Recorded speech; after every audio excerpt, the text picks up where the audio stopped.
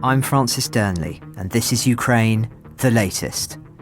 Today, amid reports of precision strikes on Russia's Belgorod region, the site of Ukraine's latest incursion, we discuss news from the Paris Defence Summit, hear the latest acts of resistance in the occupied territories, and, later, talk through the lessons from the 19th century for ceasefires and peace treaties. Bravery takes you through the most unimaginable hardships to finally reward you with victory. It's the worst carnage that this world has seen since World War II. Absolutely fascinating. We are with you, not just today or tomorrow, but for 100 years. Nous ne pouvons pas, comme Européens, laisser gagner la Russie en Ukraine. Nobody's going to break us. We're strong. We're Ukrainians. It's Friday, the 28th of March, 3 years and 33 days since the full-scale invasion began. And today, I'm joined by our Associate Editor of Defence, Dominic Nicholls, Dr. Jade McGlynn from the War Studies Department at King's College London, and historian, Dr. Thomas Clausen. But first, over to Dom for developments in the military sphere. Let's start in southeast Ukraine. Russia has intensified assault operations in the Zaporizhia area, increasing pressure on Ukraine's southern positions. This comes from Ukraine's Southern Defence Forces spokesperson Vladislav Voloshin this morning. The Ukrainian military says escalating hostilities and a rise in attacks on key areas have been noted there. Now, we've seen a little movement, we reported earlier in the week, around the Orikhiv area, but there have been no major shifts to the line. However, this renewed fighting in this area may account for the relatively high number of daily Russian casualties of late. I note yesterday Ukraine's general staff say 1,860 Russian casualties taken yesterday. Now, Mr. Voloshin said the recent push by Russia has mostly been through small infantry groupings.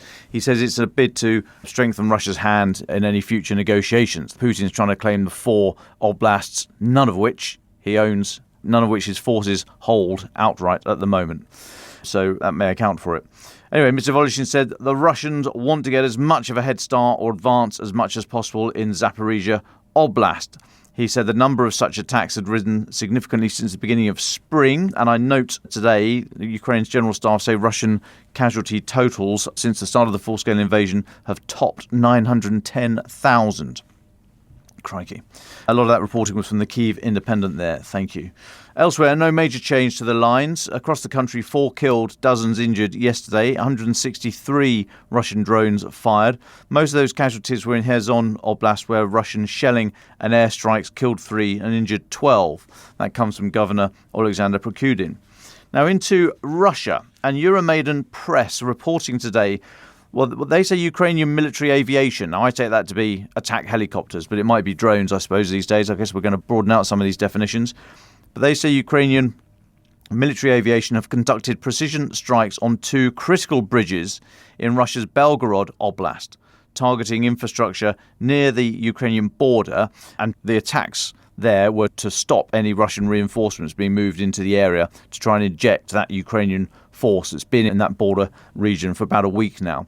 Now, they're not holding a lot of land. We think it's only about 13 square kilometres, so not much at all. However, if Kursk has shown anything, it's that Ukraine doesn't have to hold a lot of land in Russia in order to make a difference in negotiations. So they may have very limited objectives there.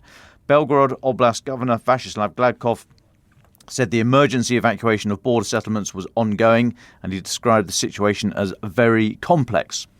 Now, a little to the north, so the area of the Kursk fighting, and Russian troops fighting there are said to have reached the Ukrainian border area. This comes from Moscow, this claim. Kremlin's defense ministry said its forces had recaptured the village of Gogolevka, which is just 4 miles from the Ukrainian border. And pro-Russia war bloggers said yesterday that Russian paratroopers were completing a clean-up, as they said, of the area, and they'd captured a border checkpoint.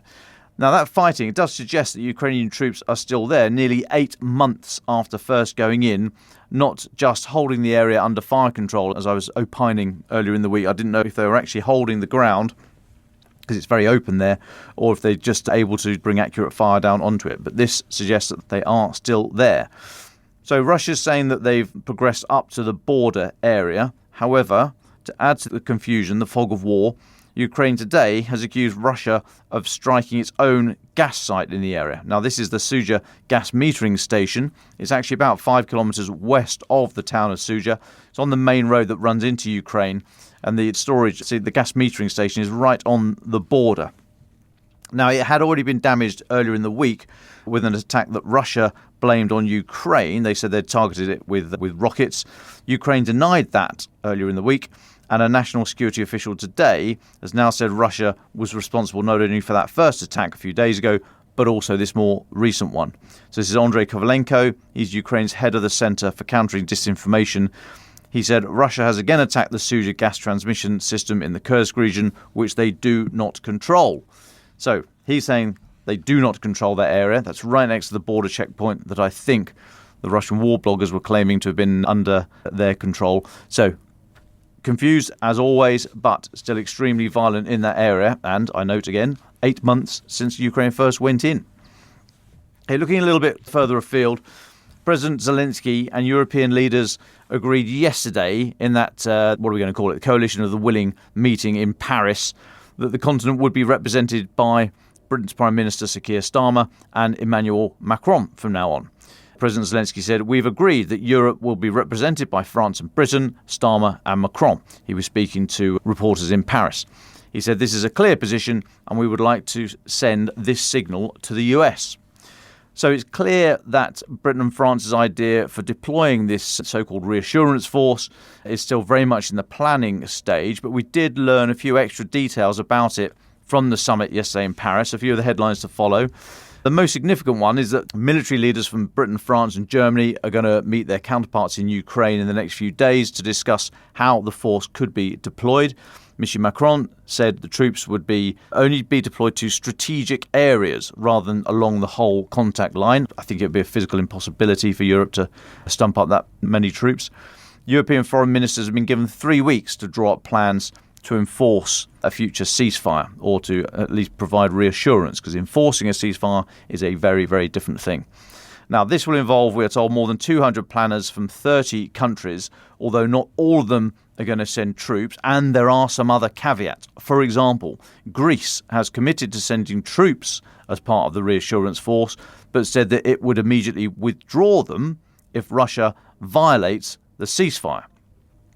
Now, that doesn't sound very reassuring to me. But Kyriakos Mitsotakis, the Greek Prime Minister, he raised that condition in Paris yesterday and said Greece would only participate if there was a ceasefire deal which did not involve entering Russian territory. Okay, fair enough, that point's fine, but the first one's a bit dodgy. It does raise questions about what purpose Greek troops would have in any kind of reassurance force. Anyway, elsewhere yesterday, Keir Starmer rejected Russia's demand for sanctions relief in exchange for a ceasefire covering energy infrastructure and the Black Sea. Francis gave more details on that yesterday. Mr. Macron said that the profits from frozen Russian assets could be used to support Ukraine, so keeping the pressure on there. Other outcomes, a couple more. Giorgia Meloni, Prime Minister of Italy, she called on the US to join the next meeting, said it's necessary to continue to work with the United States to stop the conflict and achieve a peace that ensures the sovereignty and security of Ukraine. She hoped for the involvement of an American delegation in the next coordination meeting. She also said, now this was a bit of an outlier, she also said providing Ukraine with a NATO Article 5 type security guarantee was on the table. First I've heard of that. But ruled out sending Italian troops to enforce any peace deal. So they're saying all sorts of stuff. It's yet to be boiled down into actual who's going to do what where. I think it's mostly political posturing. Meanwhile, so as the Paris meeting was going on yesterday, speaking in Berlin, Germany's Defence Minister Boris Pistorius said, "I can't imagine any situation in which Germany would not be participating in whatever would be the result of negotiations of a ceasefire or even a peace." Now, on the possible involvement of US forces, he said, "I would hope so, but I don't believe it for the moment. There is no signal visible or to hear about in Washington that they are willing to let us on the table. And I'm afraid that could remain like that." I think it's a bit lost in translation here. However, this is me now speaking. I don't think we're going to hear much more from Mr. Pistorius as he finished his speech to reporters yesterday saying, "This is nothing we should discuss publicly on the marketplaces before it's even clear whether we'll have a ceasefire or not." So not likely to hear much more from him. After a couple more, Francis. Things are heating up in the Arctic. Vice President Jade Vance is supposed to be in Greenland today, although quite what reception he's going to get, I think it'll be frosty, let's put it like that. And yesterday, Putin said Russia's going to increase its military presence in the Arctic region. So Putin was addressing the International Arctic Forum in Murmansk in the north of Russia. He said the US is serious about acquiring Greenland. And then Putin said, we are talking about serious plans on the American side with regard to Greenland. These plans have long-standing historical roots. Now, he loves talking about and sometimes inventing long-standing historical roots, or cherry-picking, I think is a fairer interpretation. He likes cherry-picking from history to fit whatever narrative he wants. Interesting, he's now siding with or making comments that are warm to America over Greenland. Also at the forum, I note that one of the Russian energy ministers has offered Elon Musk a small portable nuclear reactor to help power a rocket ship to Mars. So clearly they see a bit of a soft flank there to get all pally with the US. Anyway, Putin finished off saying there was the possibility for cooperation, including with Western states in the Arctic, even as the tensions are rising. Now, last one for me, Francis, but speaking of Greenland, a listener from Denmark wrote to us yesterday. I won't give out names, but thank you so much for writing to us. And we've communicated this morning. I've got your permission to read out excerpts from your email. Thank you so much. No further introduction necessary, really. I think your words speak for themselves. So, a listener from Denmark writes, I want to let you know how the USA's bid for Greenland is perceived here in Denmark. As being in the spotlight of the USA is profoundly different when you experience it yourself. The rest of the world takes notice, spends a minute, and then moves on. Here, it's another story. Danes have in my lifetime looked up to the USA in so many ways. We've fought wars with our American friends because we always knew that despite them sometimes being over-the-top silly cowboys, we were of the same family. And as it should be in families, we respected each other. As it turned out, we died for each other. He says, in my formative years, I ate up American folk, country, blues and rock and roll. When I turned 18, my friends and I travelled to the USA on a road trip, the journey of a lifetime. We met the friendliest people, experiencing the most exciting, beautiful country.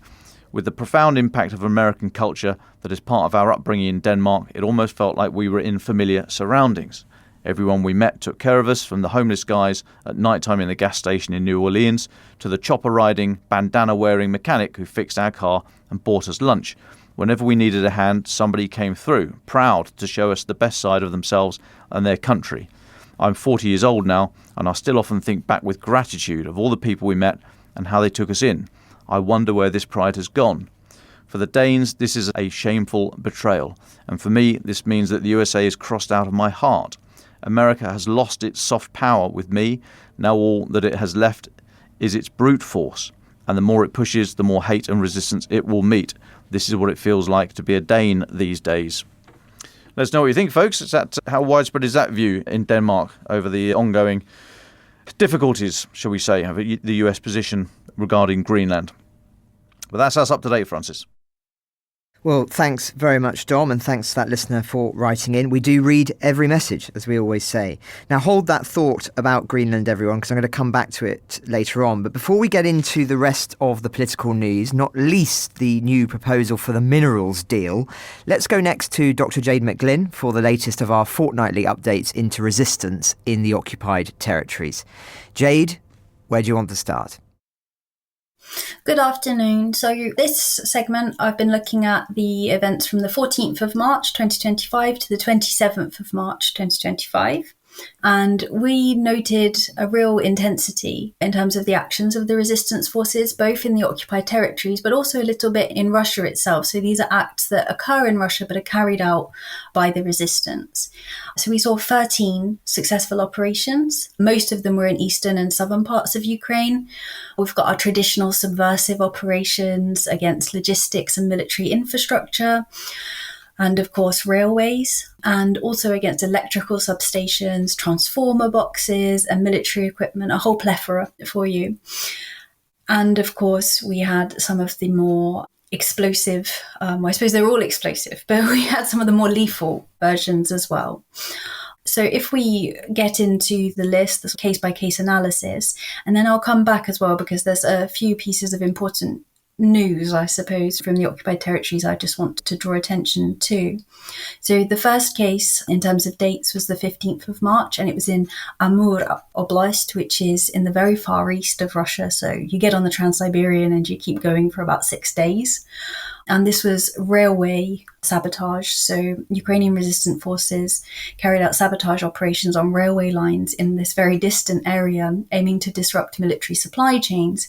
Now, what some listeners may wonder is, well, how did they get all of the way out there? But what's interesting is there's an area called the Green Wedge, if I remember the translation correctly, in the far east of Russia, where many people are Ukrainian, because they were deported there during the Soviet period. And many of them have retained elements, if not all, of their Ukrainian cultural or national identity. So it's an interesting, I suppose, foray into history there. In the second case, in Talakivka, which is a very small settlement in Donetsk region, there was an arson attack on the base location for Russian troops. So it's a facility where the Russian soldiers essentially were housed, because the soldiers don't have much interaction with the local population, and they're normally housed separately so that they're not targeted, or indeed just to prevent communication for lots of reasons, some of which we've discussed on the pod before. And the Ukrainian resistance set fire to it. It's not clear if the soldiers were in it at the time. As is quite normal for our cases from Donetsk, things tend to be much harder to find photographic evidence of, because the situation in Donetsk is a slightly terrifying one. If I had to summarize it very quickly, I would say you have sometimes a bit more freedom in Donetsk because it tends to be gangster ruled rather than direct rule from Moscow. But as a result, there are many economic interests at play that sometimes make it more terrifying to be open. In Novopetrivka, which is a settlement that's close to Berdyansk, which is between Mariupol and Melitopol along the sort of Ukraine southern coast, there was sabotage, so the resistance set fire to a Russian training ground, destroying considerable equipment, and there was visual documentation for this, which was on the 17th of March. And then in Balaklava, famous or infamous to many British listeners, in Crimea, on the 18th of March, there was Crimean partisans set fire to a military vehicle, again continuing ongoing sabotage efforts against logistical capabilities. It was confirmed with visual documentation. However, it was not clear from the visual documentation whether or not the car was populated at the time. And then on the 19th of March, Atesh, who are also from Crimea, but as we've discussed on previous episodes, get about a bit, they were up in Donetsk and they carried out an arson attack on military transport vehicles in Donetsk, partly to hinder some of the movements, but also to disrupt some of the supply transfers, because various spotters, or however we like to describe it, have seen considerable logistical movements, and they normally go through Donetsk and down into Mariupol and then further on to the front. In Skadovsk, which this is testing my own knowledge now, I'm pretty certain it's in Luhansk region, but please, listeners, feel free to correct me if I'm wrong. There was a car bombing that targeted and killed 1 and injured 2 as of the most verifiable information we could find. It was a car bombing operation against 3 Russian officers who were part of the local sort of command structure for that part. And again, visual documentation confirmed it. And then in, I think, everyone's beloved Mariupol, on the 20th of March, there was an arson attack on a supply and logistics truck that was used by the occupiers. So it affected, again, that transport capacity that I was talking about that's been really activated by the Russians in the last couple of weeks. There's an interesting group in Nicholls, which is in Donetsk region. And this group are a new group, and they are called the Young Radical Resistance, and they set fire to a youth centre used by the occupiers for the indoctrination of children and of teenagers. It was previously a facility like a youth centre, but it had been even before the occupation, so it was occupied. Nicholls was occupied after 2022, and then it was taken over by the occupiers, who then, of course, used it for propaganda and indoctrination. And this case has been confirmed with visual evidence too. And I thought it was an interesting new appearance. So we'll be following them closely. We go back over to Russia on the 22nd of March. So in Tver, there's a factory vehicle site. So Tver is just outside, it's just north of Moscow. So if you're taking the train from Moscow to St. Petersburg, Tver is the first kind of major stop. And the resistance forces essentially carried out an arson attack at a Russian factory, which again is part of this effort to disrupt the supply chains, which is, I think, part of a larger movement to disrupt Russia's supply chains. The 10th case on the 23rd of March, it was in Donetsk, and it was the destruction of a communications sort of facility that was used by the military. So again, to affect their coordination. The 11th case happened in Zaporizhia region on the 23rd of March, and it was undertaken by, I don't know if you're allowed to have favourite resistance groups. We'll permit it, Jade. Okay, thank you. This is one of my favourites. They're called, which means limit, or almost, it gives this impression of your time is up. And they do a lot of psychological warfare operations. And when they do more physical ones, like in this case, they also include this really dark kind of psychological element that, I mean, it frightens me, so I don't know what it must do to the occupiers. Essentially, they hide in the forests, and they were tracking the Russian troops in a forest in Zaporizhia region, occupied part. And one of the troops went off on his own, and they'd noticed that he did this. So then they left explosive devices and killed him, essentially assassinated the occupier. So it's that very unnerving kind of combination of tracking and then deadly assassination. And that was confirmed with visual documentation as well. In the 12th case, we're again back to Russia, so to Tomsk, which is to the west of Moscow, as if you were heading to Belarus on the 23rd of March. And again, our favourite wanderers, Atesh, made their way up there. And they conducted sabotage over a transformer shield, essentially to affect the technical infrastructure that's set up there. So again, quite a technologically focused one. And then finally, we have case 13 in Tokmak on the 24th of March 2025, where there was an arson attack on an electrical transformer at a railway station.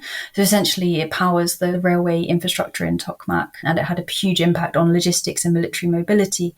And Tokmak is the last major point or logistics hub in occupied Zaporizhia. So it plays a really important function, and in a way, I'm sometimes surprised that we don't see more examples from Tokmak, because I'm pretty certain that they're happening, but they're not in the public domain, and so they're not included. But yes, Tokmak is a place where lots of unusual activities occur. Beyond the teenage group that set fire to the communal building, there was one other sort of element that I wanted to raise, which is, of course, and perhaps the pod has already raised it, but on the 20th of March, the Kremlin issued the decree that required all Ukrainians illegally staying in Russia to legalize their status or to leave. So essentially, Ukrainians in Ukraine have to leave because they're not Russian. And this is really being combined with very, very noticeable and significant population transfers from Russia into the occupied territories. And also, in some ways, it's just the general pricing out. So there are houses that are available. There are houses that are available via mortgage in Mariupol, but there's no way that a Mariupolite could afford them. So Mariupol is for Russians, not for people from Mariupol. That's very clear. On the mortgage point, interestingly, a Russian bank has just released mortgages for Kherson and Zaporizhia. So you can get preferential mortgage rates if you're Russian to buy a house in Kherson or Zaporizhia, which of course are not occupied by the Russians. And so I think that's a useful thought to bear in mind as we consider the feasibility and viability of arriving at a good faith, long-lasting ceasefire agreement with the Russians. Absolutely. Well, thank you very much, Jade. Just a couple of very brief questions, if I may. You mentioned at the beginning this uptick in resistance activity. Is that in some way connected to the political machinations that you just made reference to, or do you think there's something else going on? Honestly, it's hard because I'm only really providing a snapshot here. There is so much that goes on that I don't know about, and that even if I did, I couldn't talk about it. So it's hard to draw any kind of conclusive analysis about it. My hunch or my sense, and I have to be clear, this is not an academic sense, it's just that feeling that you get from from when you're involved in researching something. My hunch sense is that the Russians, they are very tired. We all talk about kind of Ukraine's problems, and we don't really talk about the fact that Russia, perhaps it will be saved by a knight in shining armor from the other side of the pond, but Russia is really struggling as well in many ways. And so I think there's a sloppiness. The Russians tend to straighten themselves up, and the resistance, realistically, of course, they're strategic in some ways, but they're also opportunistic in the sense of where they spy an opportunity, they will take it. In particular, like in the Srok case that I was speaking about, they waited to see, and then they attacked when he had left his group and he was going off into the forest. So I imagine it would be more linked to that if it were linked to anything. And of course, as well, just to stress that when we think about the resistance, we often think about it as Brits in terms of the French resistance or SOE. But I think from looking back on it from a certain historical vantage point, or perhaps because of the case of the SOE, we tend to think of it as having some sort of clear organizational command in a way that really is not the case for this resistance. They are pretty autonomous.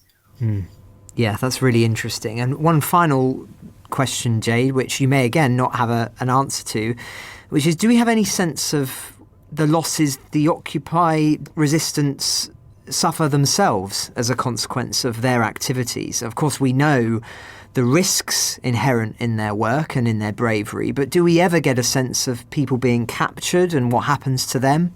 Mm-hmm.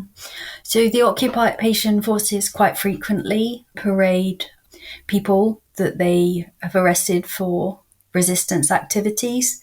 Clearly, some of those cases will be genuine. Some of them may not be. It's really hard to judge, and that's really the only information that we have on it. There's a particular kind of public-facing section of her that the name escapes me, and they do collate figures on number of POWs, Ukrainian POWs, number of Ukrainian civilians.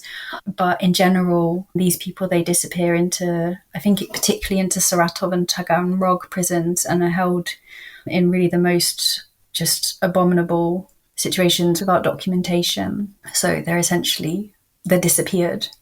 And so it's inevitably really, really difficult to get access to them. And it's always something that makes me very sad. And I really celebrate and think it's wonderful the work that's done on Russian political prisoners and to get them out. And that's really good work. But it makes me so sad sometimes that you don't really see similar work happening for whether or not it's the Crimean Tatar prisoners or whether or not it's just Ukrainian civilian prisoners who are sent there. Because, of course, I speak here about violent resistance, but there are so many forms of non-violent resistance. But the occupiers don't see any difference. So you're just as likely to go to prison and be tortured if you've been engaged in non-violent resistance. Maybe not just as likely. Maybe you might, I don't know. I've never been arrested for either by the Russians, but I don't think that you get a particularly nicer treatment just because it was non-violent. Absolutely. Well, thank you very much, Jade. And you mentioned there the horrific conditions of Russian prisons. And if you're interested in that subject, I'd point listeners to the interview that I did with the UN Commissioner, who wrote the latest report into war crimes, which goes into extremely graphic detail on the circumstances and the conditions in those prisons, and indeed experienced by civilians in Ukraine at the hand of the Russians. I say that was on Monday's episode, and you can read the report yourselves. We link to it. But Jade, as ever, thank you very, very much for your time, and for Ilya as well, your research colleague, for the dedication on this subject. And of course, we'll hear from you again very soon. Thank you. And yes, just to reiterate, my huge thanks to Ilya as well. Let's return to the political updates before we turn to our next guest. At the end of yesterday's episode, reports were trickling through as to the details of the latest US proposal for the mineral deal. Well, we at the Telegraph can now reveal the full details. Ambrose Evans-Pritchard, our world economy editor, has seen the latest draft of the deal the Trump administration has put together. He calls it unprecedented in the history of modern diplomacy and state relations. Trump is holding a gun to Zelensky's head, he says, demanding huge reparations payments and laying claim to half of Ukraine's oil, gas and hydrocarbon resources, as well as almost all its metals and much of its infrastructure. He cites Alan Riley, an expert on energy law at the Atlantic Council, who argues simply it is an expropriation document. There are no guarantees, no defence clauses. The US puts up nothing. The Americans can walk away. The Ukrainians can't. I've never seen anything like it before.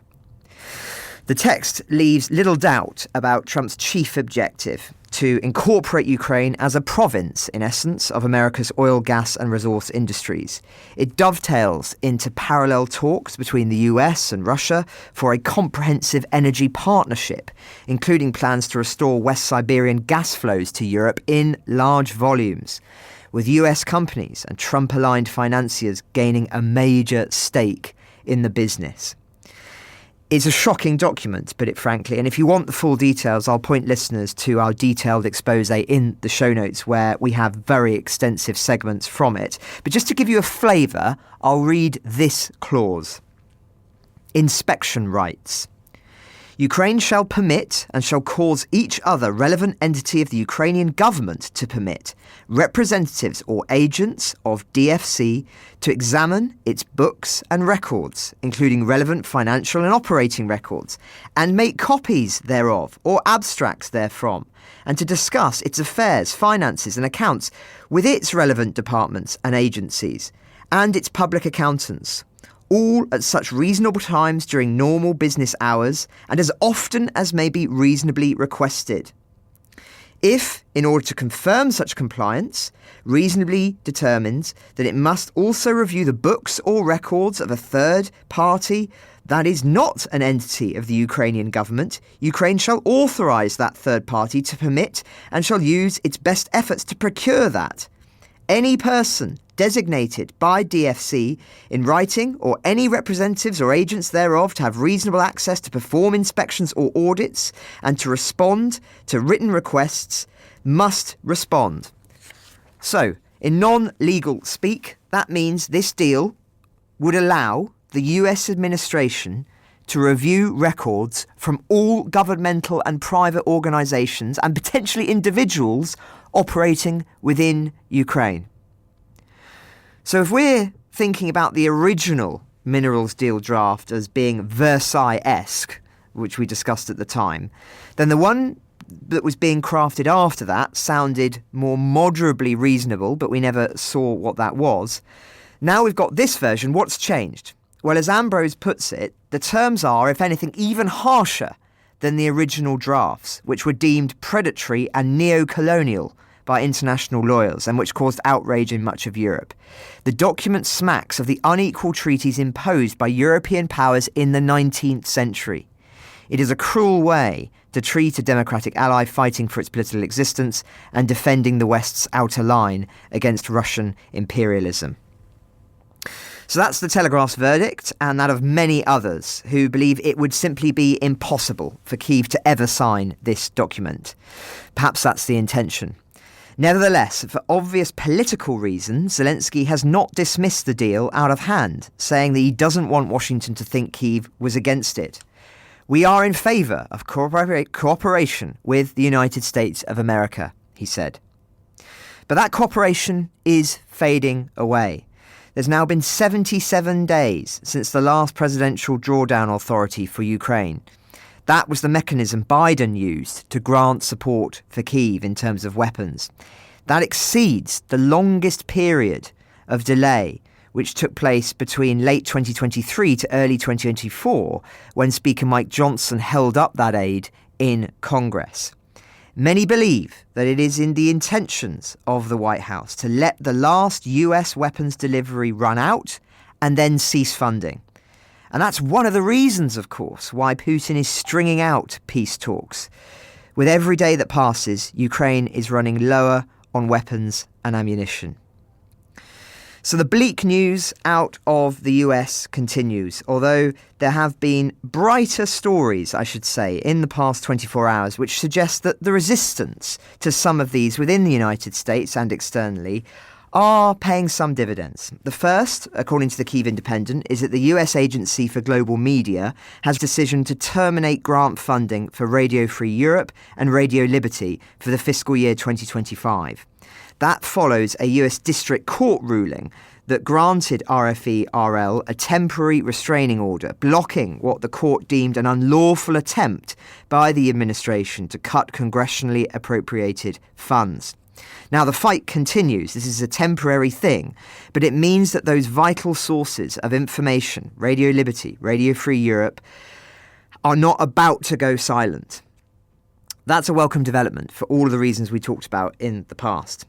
The other positive news, report the Washington Post, is that the Trump administration has reversed its decision to terminate that US initiative that documents alleged Russian war crimes, including the mass abduction of Ukrainian children to Russia.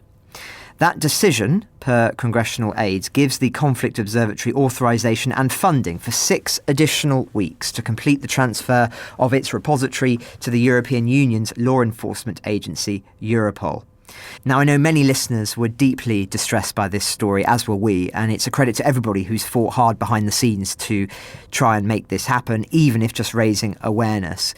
We still don't know what, if any, material or testimony was lost, but at the very least there is a chance for justice. But as Dom said yesterday, Russia is doubling down on its forced adoption programs. Only today, there have been new propaganda videos published promoting the initiatives.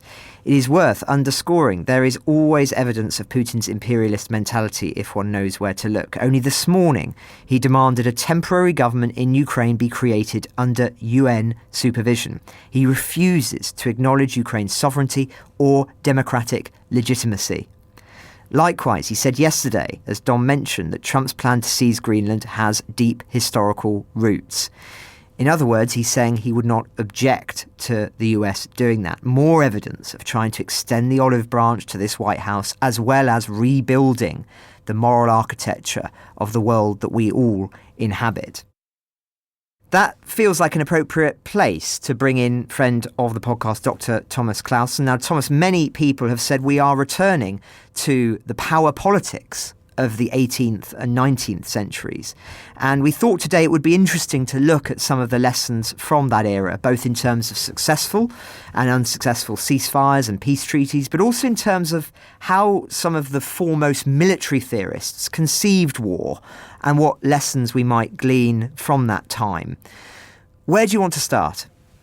So I started by looking at a very interesting book by the German historian Jörn Leonhard, who published in 2023 a book on wars and how one ends them. So another historian who was looking at history to find some for today's challenges.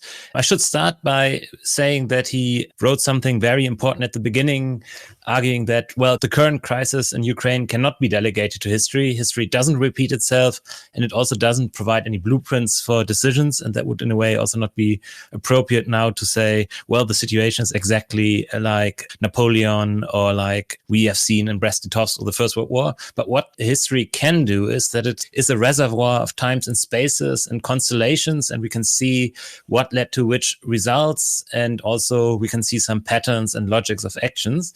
And his book has all sorts of very interesting examples, but I thought for today's episode it might be the most interesting to look at one particular one, and that are the peace treaties after the First and Second Coalition War in the Napoleonic era, so basically between 1792 and 1802.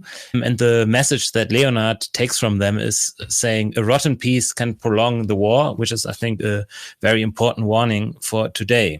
And he asks, okay, why were the treaties that were being signed between revolutionary France and the Allies? 1795 was the Treaty of Basel. Then we have in 1797 the Treaty of Campo Formio.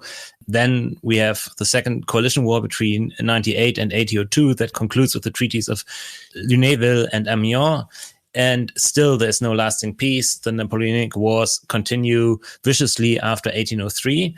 And his interpretation, or the reason he gives why the wars didn't end, is that there were huge hopes that there would be a lasting peace. They included a new concept of a natural border. So the French moved to the left border of the Rhine.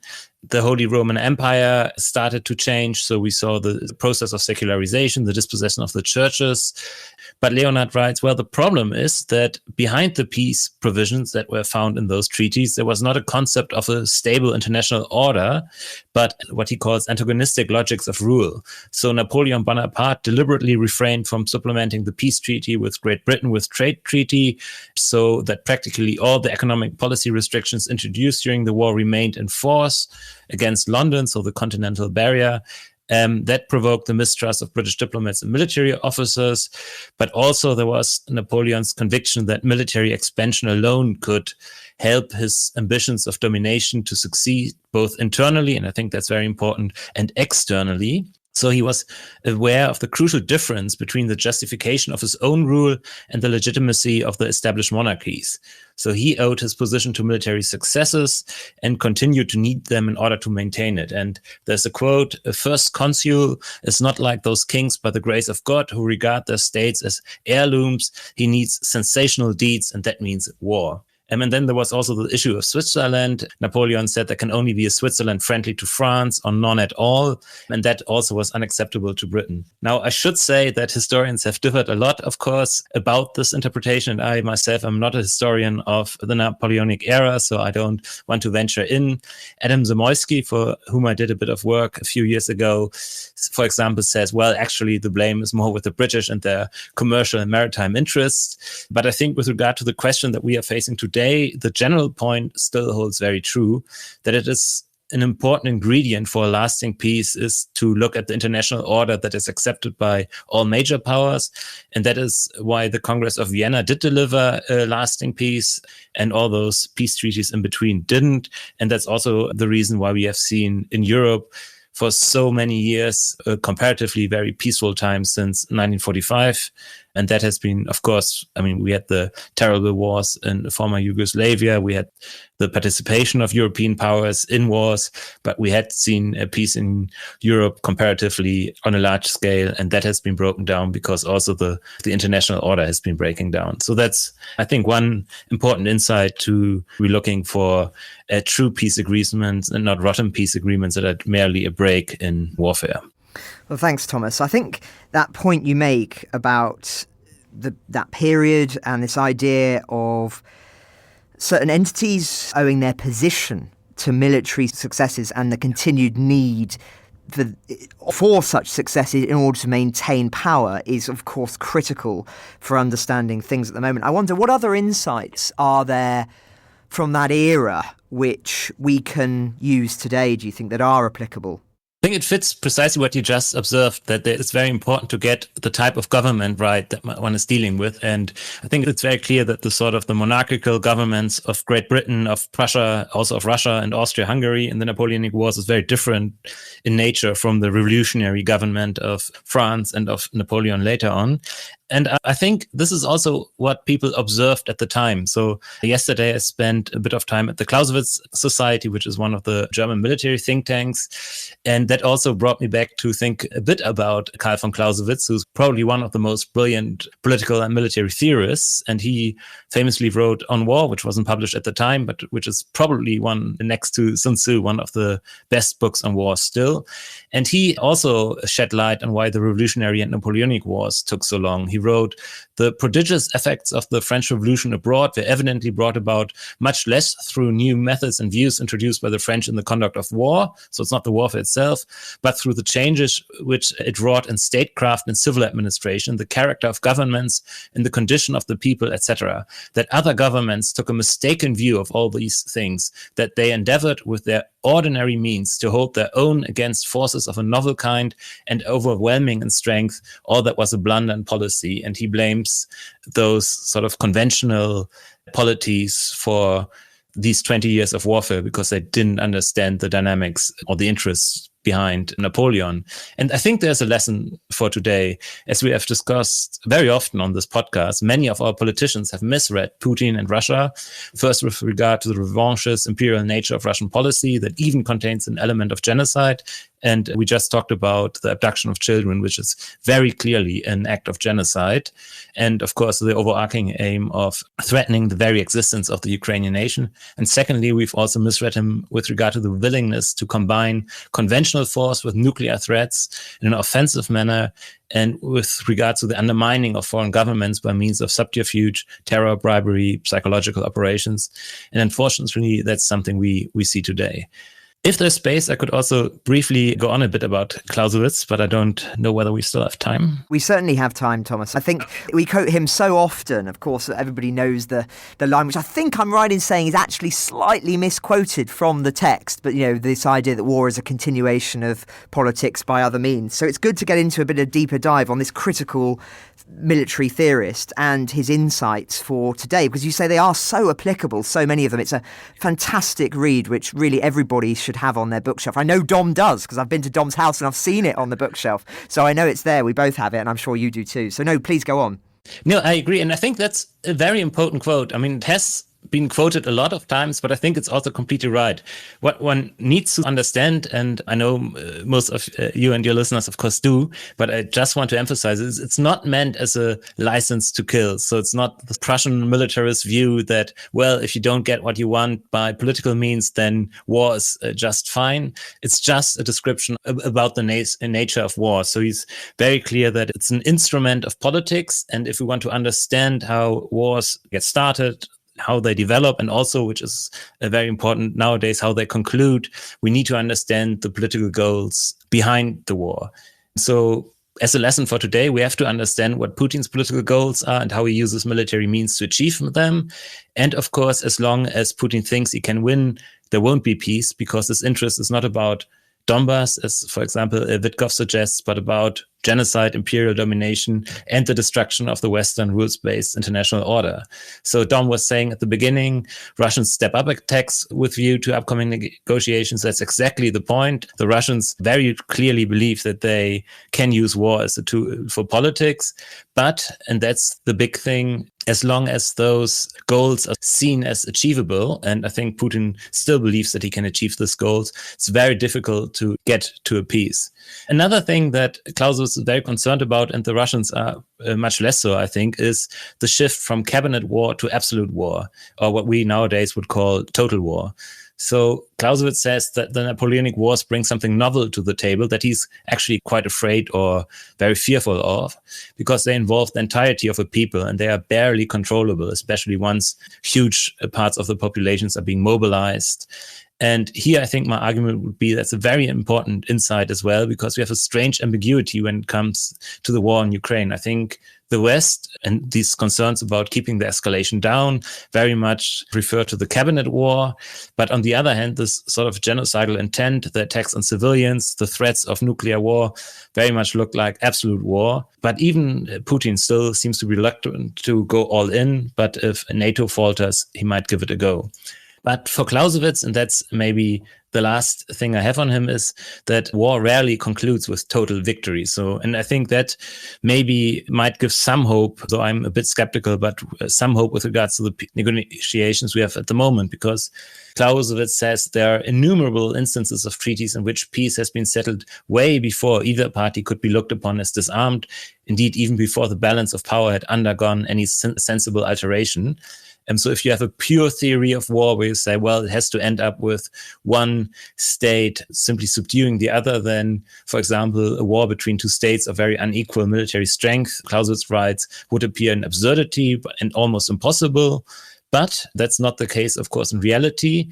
And there are two considerations which, as motives, may practically take the place of inability to continue the contest. So that he says it's about the improbability of achieving the political goal, and the second one is the excessive price of success. And that is, in Clausewitz's view, when we have peace, because he says, we see, therefore, that in wars where one side cannot completely disarm the other, the motives to peace on both sides will rise or fall on each side according to the probability of future success and the required outlay. If these motives were equally strong on both sides, they would meet in the center of their political difference. Where they are strong on one side, they might be weak on the other. If their amount is only sufficient, peace will follow, but naturally to the advantage of that side which has the weakest motive for its conclusion. And here I think the key takeaway is, if we look at the political goals that Russia and Ukraine want to achieve respectively, basically, again, Putin has very clearly told us what he wants to achieve, namely the complete destruction of the Ukrainian nation and the European security order, ultimately aiming at the restoration of the Russian Empire, certainly aiming at the Baltics, Scandinavia, Poland, and ultimately Dresden and Berlin. He has said so. His acolytes on Russian state television have prepared their audience for precisely such a move. And given that these aims are so absolute, the only way to achieve peace is to make clear beyond any doubt that the attainment of these goals is impossible, as Clausewitz says, for example, by stressing the improbability of success in Ukraine for the Russians and by making clear that the price of success would be far too excessive. And by the way, I think, and you mentioned briefly, we all have Clausewitz on our shelves, and the Russians do too. So, for instance, Lenin said in September 1917, the social character of war, his true meaning, is not defined by the position of enemy troops. The character of war is defined by which politics is continued by war. And then he goes on which class conducts the war and so forth. So it's a communist take, but it's a communist take of Clausewitz. And Stalin later in 1946 also comments on Lenin, reads Clausewitz and says, well, there's a very close connection of politics and war. And I think that's the important takeaway also. It's not just that Clausewitz offers a very astute description of how wars start and how they can end. It's also something that the Russians seem to be following quite closely. Just one brief comment. I don't think that Clausewitz would want this world to come back because we now have some sort of democratic international order, fortunately, at least in Europe, and giving that up would not just mean we go back to the cabinet wars of the 18th century and having a few nice aristocrats at dinner tables trading countries, but it would just mean massive bloodshed. And Clausewitz already at the beginning of the 19th century saw that potential. And then there are a lot of historians who sort of trace Clausewitz to the total wars of the 20th century. And that's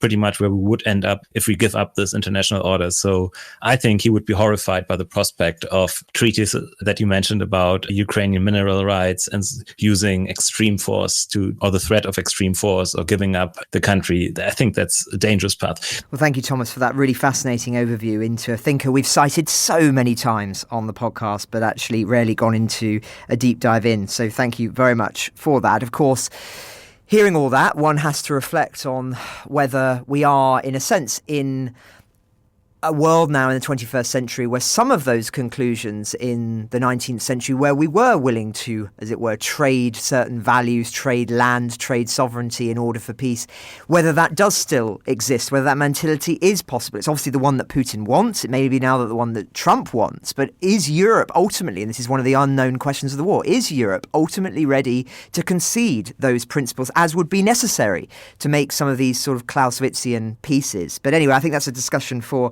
another time. Thomas, you're in Germany at the moment. It would be remiss not to ask you about the current mood there. We had James Rothwell on with Dom in last Friday's episode doing a deep dive into issues around Merz, but of course it'd be very interesting with your historical hat on to reflect just on the shift that's taken place since the election a few weeks ago. Yes, so the question of how the mood is in Germany at the moment, there's a sense that the danger has never been greater in the history of the Federal Republic. The influential military historian Sönke Neitzel in Potsdam, also very close to some political circles, has warned that this summer could be the last summer that the European NATO states are at peace. Carlo Massala, an important political scientist from the Bundeswehr University in Munich, has just published a book entitled When Russia Wins, a Scenario. And Christoph von Marschall, a historian and journalist, is about to publish a book entitled Black Tuesday, Why a War with Russia Looms and How the Federal Government Can Prevent It. I can only assume how frustrating these discussions must sound to Ukrainian ears, given that they have been suffering from the Russian war for over 3 years now, while the rest of the West has continued to heavily drink coffee on peaceful streets. But I would say that there is now a very real sense of danger, especially among military experts. But as irritating as the last weeks have been, there's also a clear determination to make NATO work, to figure out the very legitimate question of burden sharing, and to be serious about military capabilities. And I should say that much has already changed in the past years, especially considering where we came from. And as dire as everything might look like, I, of course, still hope that everything ultimately will turn out. And the NATO summit, the upcoming NATO summit, will be very interesting and important to watch in that regard.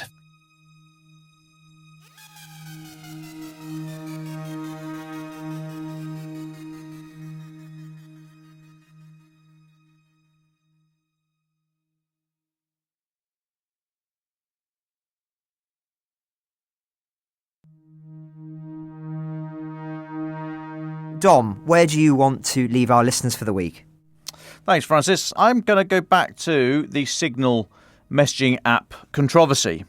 Well, there's not much controversy actually in my mind. Now, you might think that I'm overdoing this slightly, but I think this is a very, very serious point, and it absolutely speaks volumes of this administration's attitude towards security, which is why I go over it again. I've been rereading all the messages, and I note that in one of the very early messages, Mike Waltz, National Security Advisor, says, "Team, you should have a statement of conclusions with taskings as per the President's guidance this morning in your high side inboxes." Now that stuck out to me. The term high side there refers to systems specifically security accredited to hold information graded secret and above. That's what high side means in the vernacular.